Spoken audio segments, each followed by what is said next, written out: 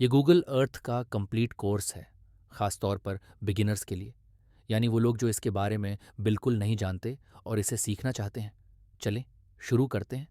इस वीडियो में हम गूगल अर्थ के बारे में वो सब चीज़ें सीखेंगे जिनके बारे में आपको इल्म होना ज़रूरी है। पहला स्टेप, गूगल अर्थ तक एक्सेस कैसे हासिल करें। बस earth.google.com पर जाएं और अपने गूगल अकाउंट में साइन इन करें और आप इस पेज में एंटर हो जाएंगे। गूगल अर्थ क्या है? ये बेसिकली ज़मीन का एक 3D मॉडल है। मैं अर्थ पर क्लिक करके उसे ड्रैग कर सकता हूँ ताकि उसके मुख्तलिफ हिस्सों को देख सकूँ। इसी तरह मैं ड्रैग करके और फिर माउस को छोड़कर ज़मीन को थोड़ा सा घुमा सकता हूँ।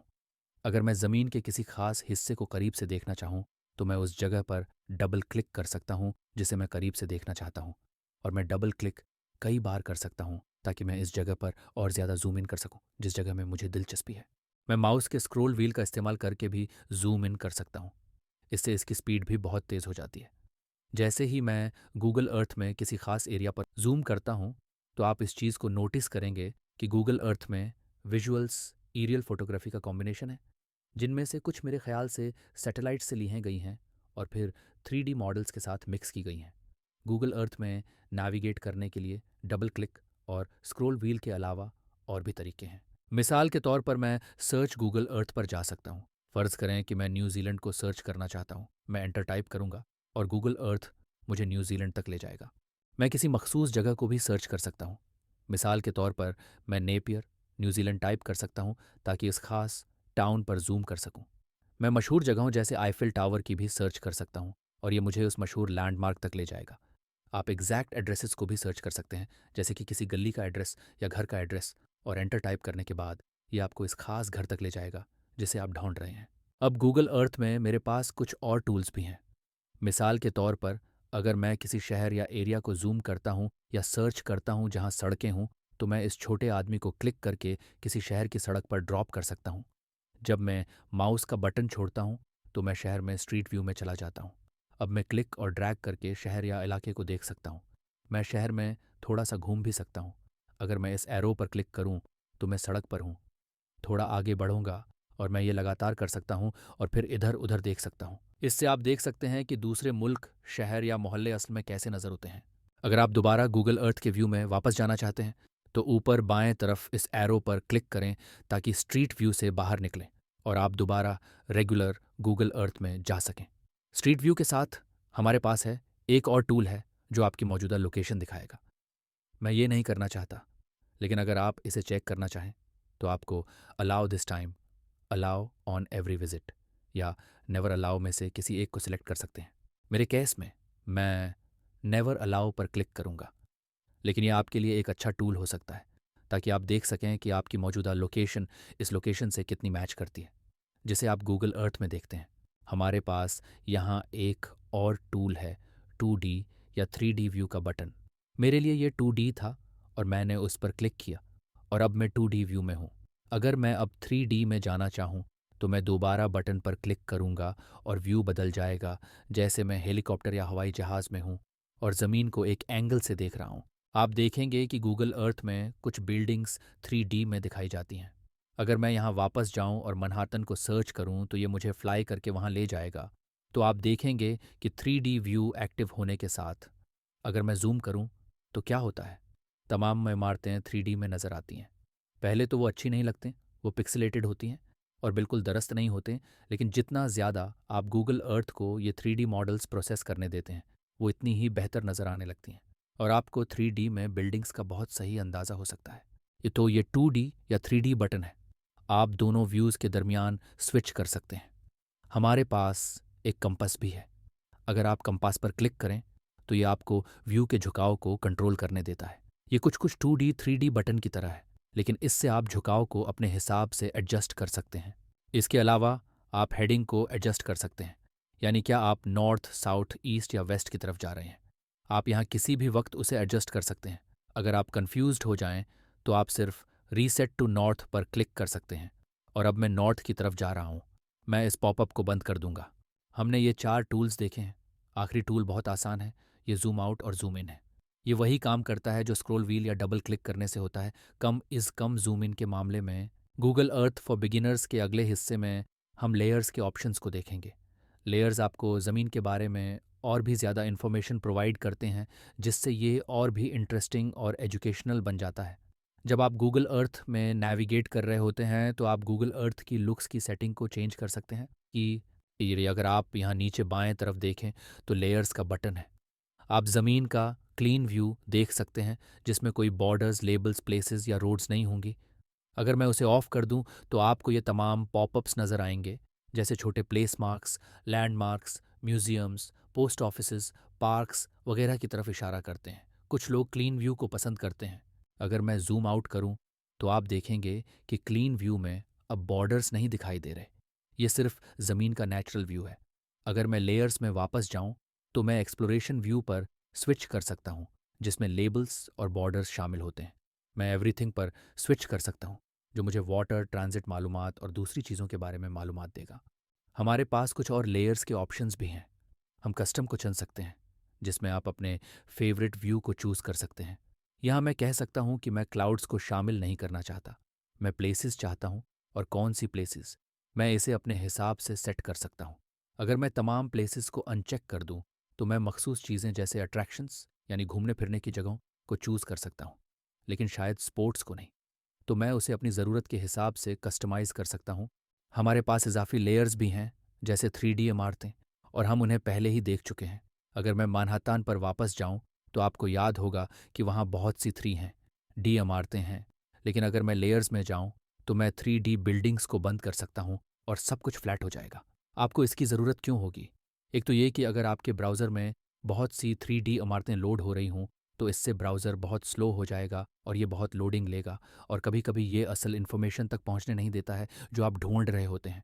ज़्यादातर मामलात में मैं इसे ऑन रखता हूँ, लेकिन ये जानना अच्छा है कि अगर मैं चाहूँ तो 3D इमारतों को बंद कर सकता हूँ।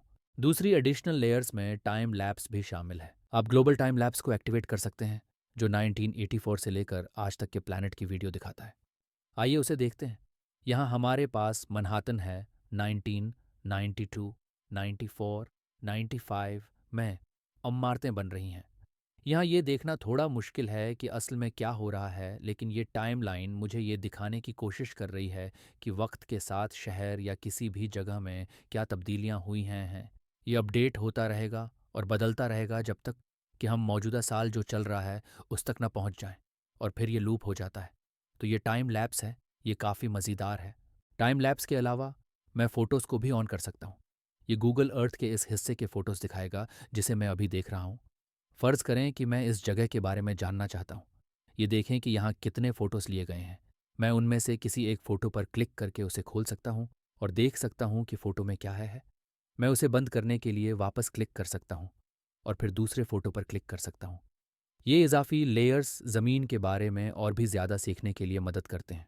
उसके अलावा मैं 3D कवरेज इमेजेस को भी ऐड कर सकता हूँ। ये और भी ज़्यादा 3D चीज़ों को ज़ाहिर करेगा, जैसे दरख्त, अगर ये इस जगह पर मौजूद हैं तो।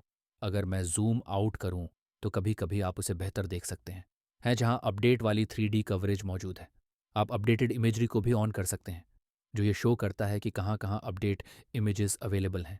अगर मैं उसे दोबारा बंद कर दूँ तो आप देखेंगे कि मैप बदल जाता है। हम ग्रिड लाइंस में लैटिट्यूड और लॉन्गिट्यूड को भी ऑन कर सकते हैं। अगर मैं जूम आउट करूं और व्यू को नॉर्मल व्यू में वापस ले आऊं तो आप लैटिट्यूड और लॉन्गिट्यूड की लकीरें देख सकते हैं, जो ज़मीन के बारे में सीखने या पढ़ाने में बहुत हेल्पफुल हो सकती हैं। और ये बहुत खूबसूरत लगता है। मुझे लैटिट्यूड और लॉन्गिट्यूड की लकीरों का इफ़ेक्ट बहुत पसंद है। ये वाकई बहुत अच्छा है। लेयर्स पर वापस जाते हुए हमारे पास आखिरी ऑप्शन एनिमेटेड क्लाउड्स है। अगर आप एनिमेटेड क्लाउड्स को ऑन करते हैं तो देखें क्या होता है। आप थोड़ा सा जूम इन करें तो आप बादलों को हरकत करते हुए देख सकते हैं, बिल्कुल इसी तरह जैसे वो रियल लाइफ में हरकत करते हैं। अगर आप बहुत ज़्यादा जूम आउट करते हैं तो शायद आप उसे महसूस ना करें, और अगर आप बहुत ज़्यादा जूम इन करते हैं तो भी आप बादलों से आगे निकल जाएंगे। लेकिन सही फासले पर एनिमेटेड क्लाउड ज़मीन के व्यू में एक रियलिस्टिक एहसास को शामिल करते हैं। ये ठीक है, मैं लेयर्स पर वापस जाता हूँ और उन दिलचस्प लेयर्स को बंद करता हूँ जो मैंने शामिल किए थीं, क्योंकि मैं गूगल अर्थ के नॉर्मल व्यू में वापस जाना चाहता हूँ। तो अब तक हमने गूगल अर्थ में नेविगेट करने और लेयर्स को ऐड या रिमूव करने के बारे में देखा है। गूगल अर्थ फॉर बिगिनर्स के अगले हिस्से में हम उसे एक नए लेवल पर ले जाएंगे, और गूगल अर्थ को सिर्फ दुनिया को देखने और सीखने के लिए नहीं, बल्कि एक क्रिएटिव टूल के तौर पर इस्तेमाल करेंगे। हम सीखेंगे कि गूगल अर्थ टॉर कैसे बनाया जाता है और हम उसके कुछ दीगर क्रिएटिव टूल्स को भी देखेंगे। फ़र्ज़ करें कि मैं एक स्पेनिश टीचर हूँ और मैं तमाम स्पेनिश बोलने वाले ममालिक और उनके कैपिटल्स का एक टूर बनाना चाहता हूँ। मैं ये कैसे करूँगा? सबसे पहले मैं ये यकीनी बनाऊँगा कि बाएं तरफ ये पैनल मौजूद हो। अगर मी ये हिडन हुआ तो शायद इस बटन को क्लिक करके पैनल को एक्सपैंड करने की ज़रूरत हो। आप उन दो बार्स को क्लिक और ड्रैग करके पैनल को चौड़ा या तंग भी कर सकते हैं, लेकिन गूगल अर्थ टूर बनाते वक्त आपको इस पैनल की ज़रूरत होगी। नेक्स्ट, मैं यहाँ न्यू पर क्लिक करूँगा और एक प्रोजेक्ट बनाऊँगा। इसके कुछ मुख्तलिफ तरीके हैं। मैं अपने गूगल अर्थ टूर के साथ एक प्रोजेक्ट बना सकता हूँ और उसे अपने कंप्यूटर पर एक लोकल KML फाइल के तौर पर सेव कर सकता हूँ। इसके कुछ नुकसानात हैं।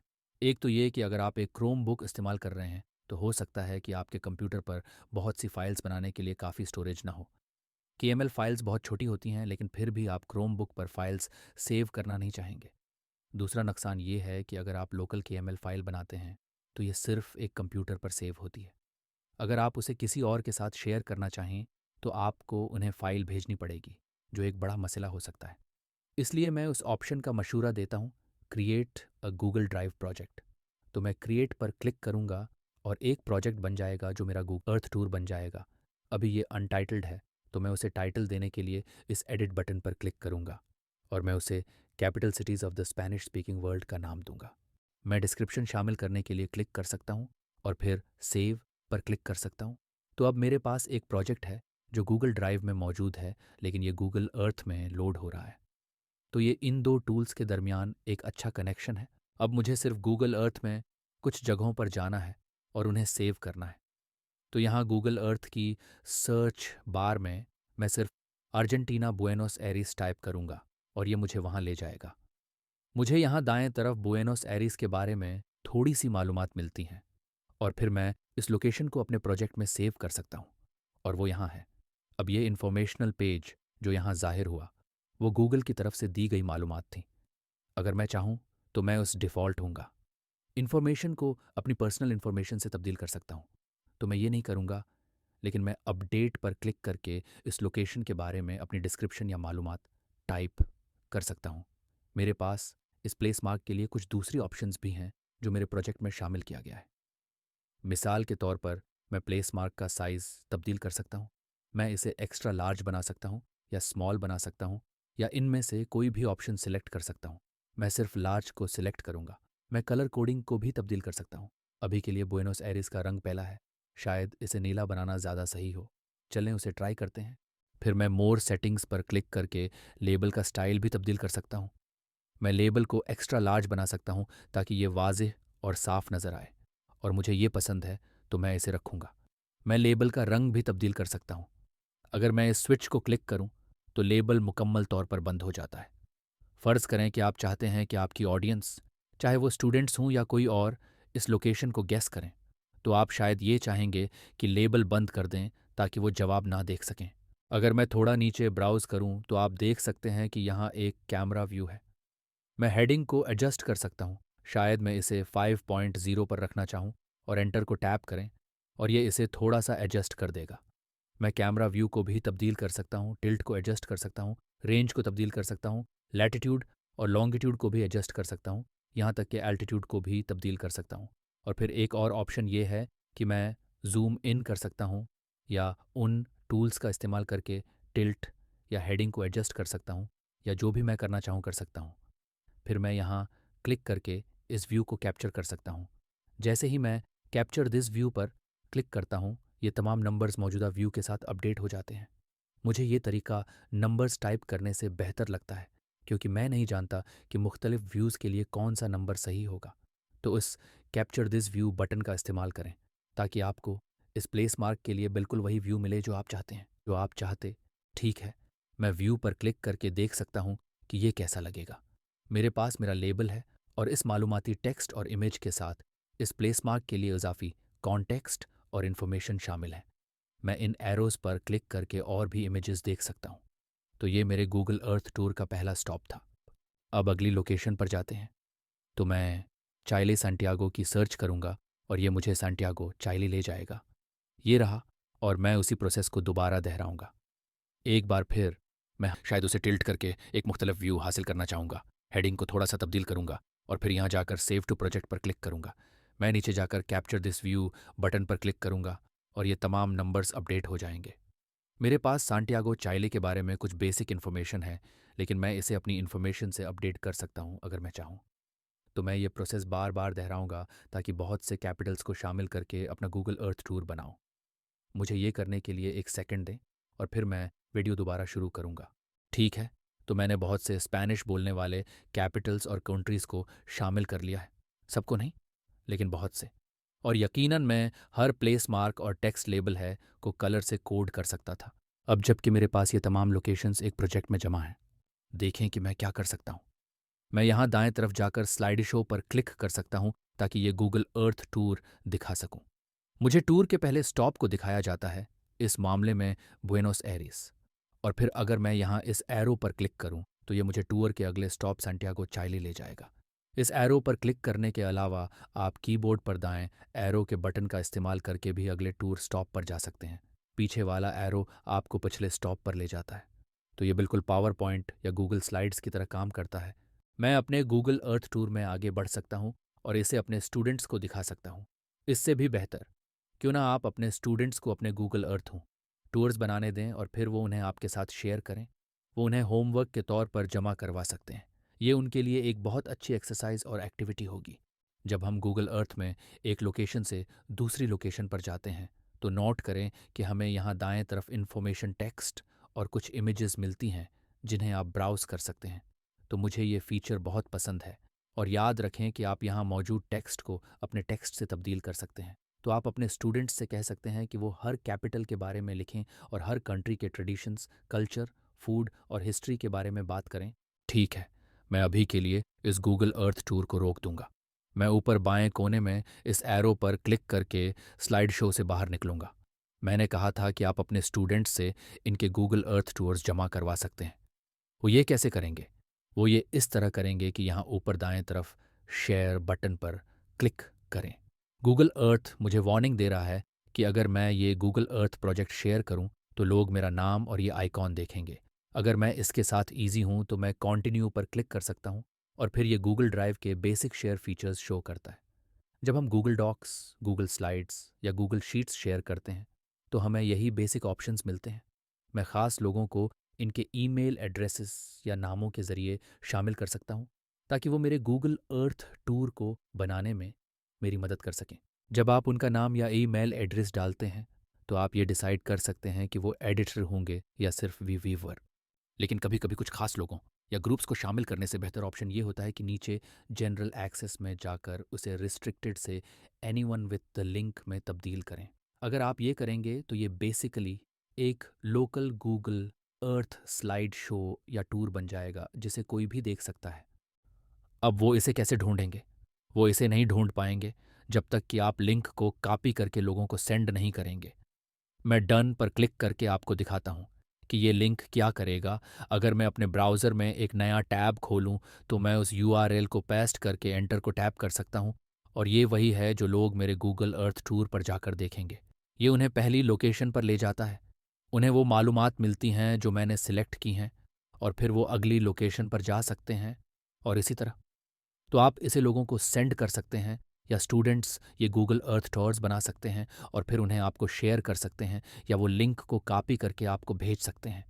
नोट करें कि आप उसे व्यूअर से एडिटर में भी तब्दील कर सकते हैं, लेकिन उसके साथ थोड़ा केयरफुल रहने की ज़रूरत है क्योंकि इसका मतलब ये होगा कि जो कोई भी लिंक रखता है वो चेंजेस कर सकता है। वो शायद आपके गूगल अर्थ प्लेस मार्क्स को भी डिलीट कर सकता है। तो आपको इसके साथ कुछ मसाइल का सामना करना पड़ सकता है। तो मैं उसे दोबारा व्यूअर पर तब्दील करता हूँ, लिंक को कॉपी करता हूँ और डन पर क्लिक करता हूँ। अब मुझे सिर्फ इस लिंक को लोगों को भेजने की ज़रूरत है। मैं उसे ईमेल कर सकता हूँ, अपने एलएमएस लर्निंग मैनेजमेंट सिस्टम पर पोस्ट कर सकता हूँ या लोगों को टेक्स्ट कर सकता हूँ। अब आप अपने गूगल अर्थ टूर्स में कुछ दूसरी किस्म की चीज़ें भी शामिल कर सकते हैं, लेकिन मैं उन्हें गूगल अर्थ फॉर बिगिनर्स के अगले हिस्से के लिए महफूज करूँगा। इस हिस्से में मैंने आपको अपने Google Earth slide show tours बनाने का तरीका सिखाया है।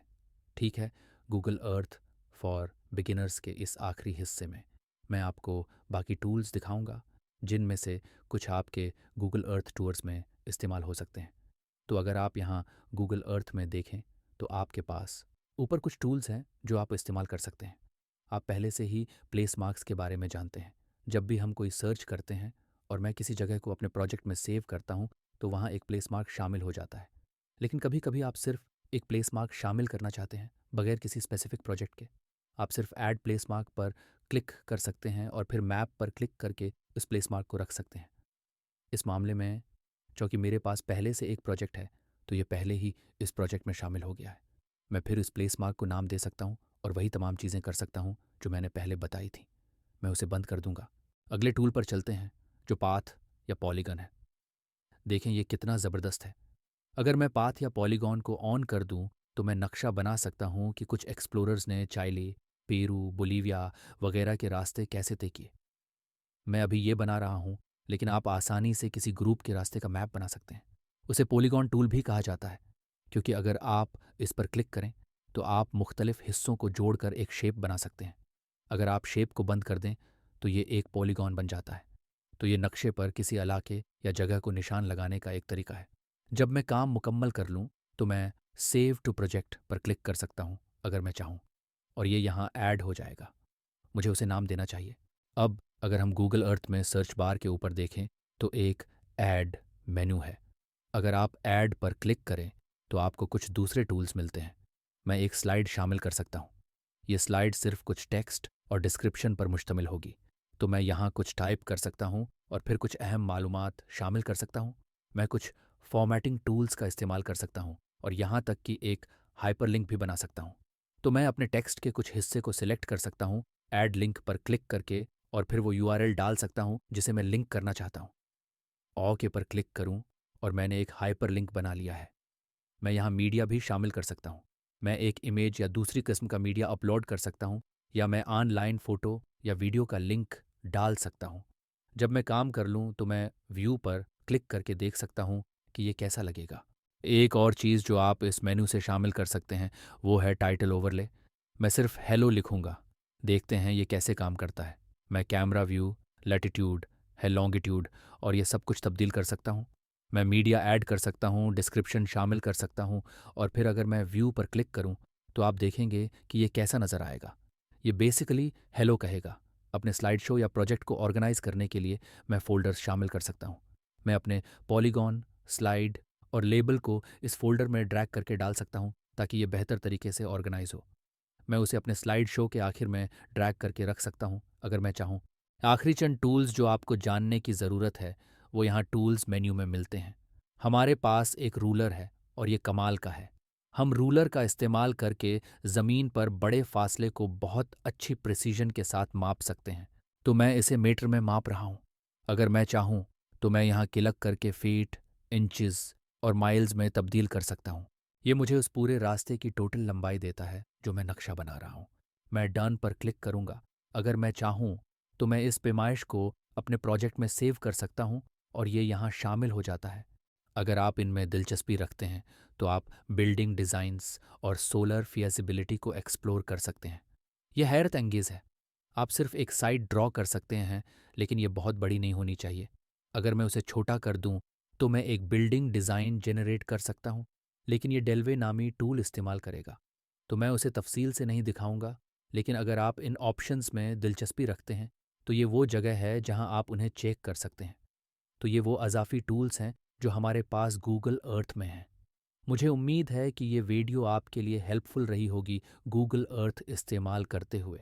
अगर आपको कभी मदद की हो, ज़रूरत हो या कोई सवाल हो तो नोट करें कि आप यहाँ हेल्प पर क्लिक कर सकते हैं। यहाँ कुछ कीबोर्ड शॉर्टकट्स हैं जो गूगल अर्थ इस्तेमाल करते वक्त बहुत यूज़फुल हो सकती हैं। एक हेल्प मेन्यू भी है जिस पर आप क्लिक कर सकते हैं। आप अपने मसले या जो कुछ सीखना चाहते हैं उसके लिए सर्च कर सकते हैं और ये आपको गाइड करेगा। उसके अलावा मैं चाहता हूं कि आप देखें कि जब आप ऐसे प्रोजेक्ट के साथ काम कर लें तो आप फाइल पर क्लिक करके अपने काम को KML फाइल के तौर पर एक्सपोर्ट कर सकते हैं।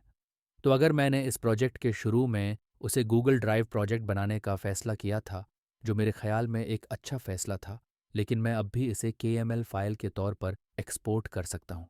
मेरे गूगल ड्राइव प्रोजेक्ट की बात करें तो मैं यहाँ गूगल ड्राइव में हूँ और देखें कि वो प्रोजेक्ट जिस पर मैं काम कर रहा था यहाँ मेरे होम पेज पर मौजूद है।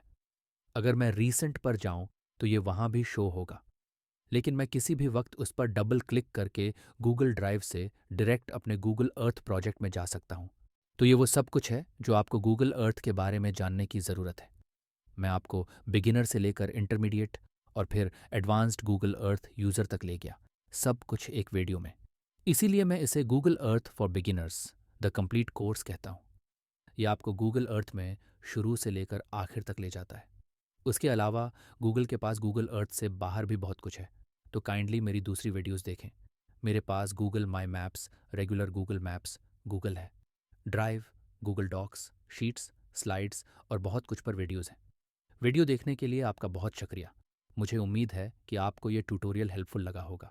अगर ऐसा होगा तो मुझे बहुत खुशी होगी। है तो काइंडली लाइक करें, फॉलो करें और सब्सक्राइब करें। जब आप सब्सक्राइब करें तो बेल आइकॉन पर क्लिक करें ताकि जब मैं कोई नई वीडियो पोस्ट करूं तो आपको नोटिफिकेशन मिल सके।